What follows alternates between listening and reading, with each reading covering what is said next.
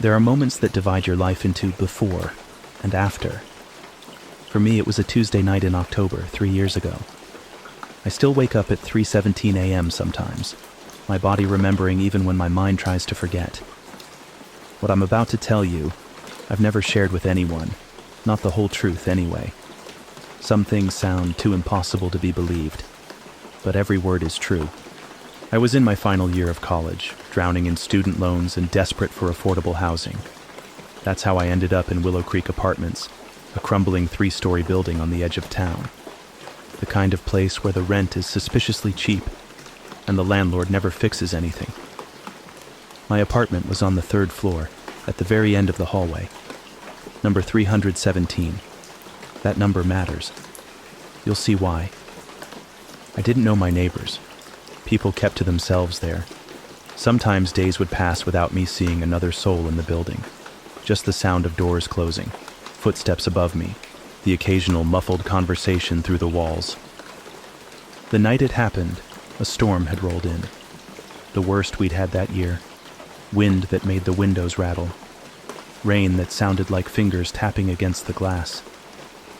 I was up late finishing a psychology paper, my desk lamp the only light in the apartment.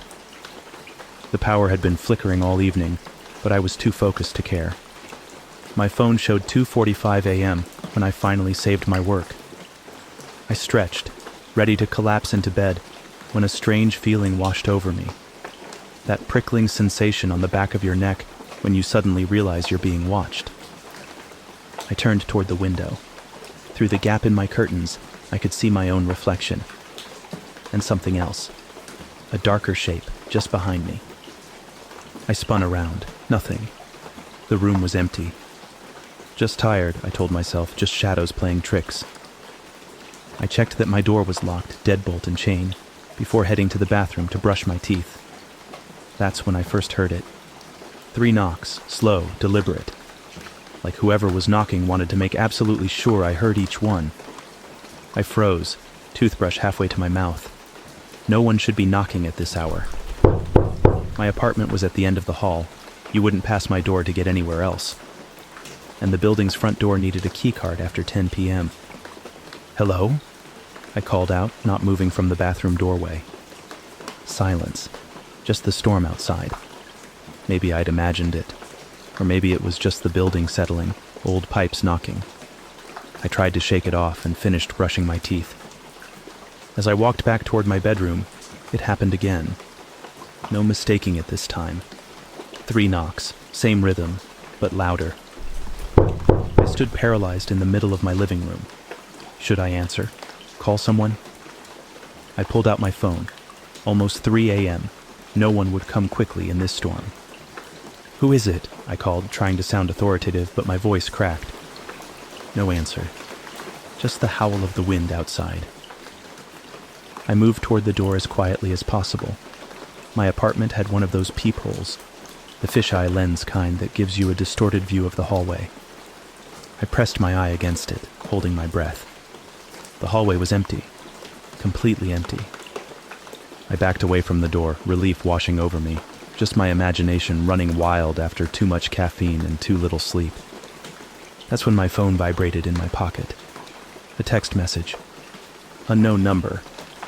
Let me in. My heart stopped. I stared at my phone, hoping I was hallucinating. Then 3 dots appeared, showing another message was being typed.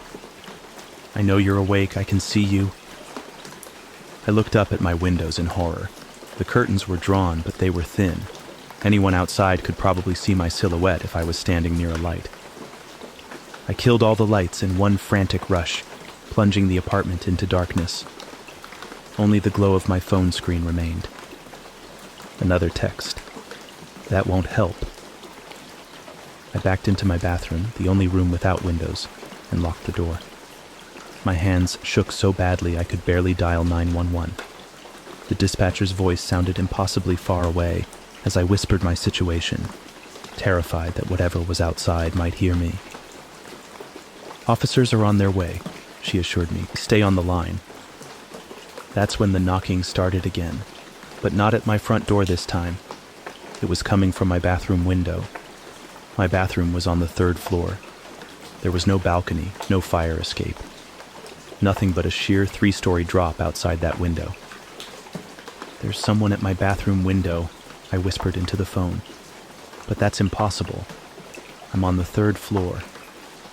"Are you sure it's not just the storm?" the dispatcher asked. "Yes, I'm sure," I hissed, pressing myself into the corner furthest from the window. The small frosted window was covered with a simple roller blind.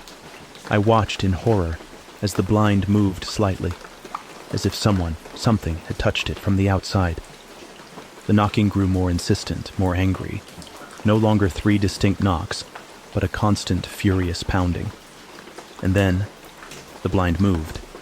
Just a slight flutter at first. Then it was pulled aside. I saw a hand, pale white with fingers that seemed wrong somehow. Too long, too thin. The nails black and curved like talons. I screamed into the phone, begging the dispatcher to hurry the police. But my words died in my throat as more of the thing became visible through the frosted glass. A face pressed against the window, distorted by the textured glass, but clearly not human. The proportions were all wrong. Eyes too large, too far apart. A mouth that stretched nearly ear to ear. It spoke. I couldn't hear the words through the glass and the storm, but I could see its mouth moving. Those impossible lips forming words meant for me alone. Then the window began to crack, a spiderweb of fractures spreading outward from where its hand pressed against the glass. I dropped my phone and covered my eyes. I couldn't look anymore. I couldn't bear to see what would come through that window when it finally broke. I heard the glass shatter, and then silence, no wind, no rain, no knocking, nothing but my own ragged breathing. Minutes passed. I don't know how long I huddled there, eyes squeezed shut, waiting for the end. Then new sounds, heavy footsteps, voices calling out. Flashlight beams sliced through the darkness. "Police, anyone here?" They found me still curled in the corner of the bathroom. When I finally opened my eyes, the window was intact, completely untouched. No broken glass, the blind hanging perfectly still. The officers searched my entire apartment. No signs of forced entry, no footprints in the mud outside, despite the rain-soaked ground that should have shown any trace of an intruder. They checked my phone. No mysterious texts, all gone, completely erased. No record of any unknown number contacting me. "You've had a rough night," one officer said kindly. "Maybe a bad dream? Sleep paralysis can seem very real." I nodded numbly, not bothering to argue. How could I explain what I'd seen, what I'd heard? They left after taking my statement, promising to have a patrol car drive by throughout the night. I thanked them, knowing it wouldn't matter. I didn't sleep. I sat in my living room, lights on, waiting for dawn. As the first gray light of morning crept through my windows, I began packing. I called my landlord at 7 a.m. sharp and told him I was moving out, immediately. He could keep my security deposit. By noon, I had thrown everything I owned into my car. I was never going back to that apartment, never going back to that building. As I did one final check to make sure I hadn't forgotten anything important, I noticed something that turned my blood to ice. The apartment number on my door. 317. The time on my clock when it all began, 3:17 a.m. And the date, October 31st, Halloween, 317. It wasn't random, none of it was random. I moved across the state that day. Changed my phone number. Tried to forget, but sometimes in the darkest part of night my new phone buzzes with a text. Always at exactly 3:17 a.m. Always from a number I don't recognize. I never read them. I never open the messages. But they keep coming. Last week I woke to a sound I'd been dreading for 3 years. 3 knocks, slow, deliberate, at my new apartment door. I didn't answer. I didn't look through the peephole. I just sat in silence until morning came. When I finally worked up the courage to check outside, there was nothing there. No footprints in the snow that had fallen overnight. No trace that anyone had been at my door. But taped to the outside of my door was a small piece of paper.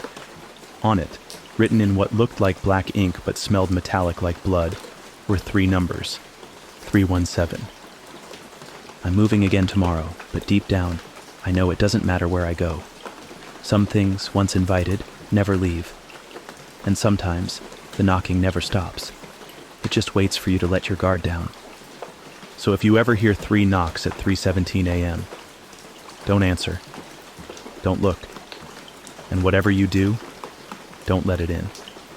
Because I think somehow I already did. And I don't think it will ever leave me alone.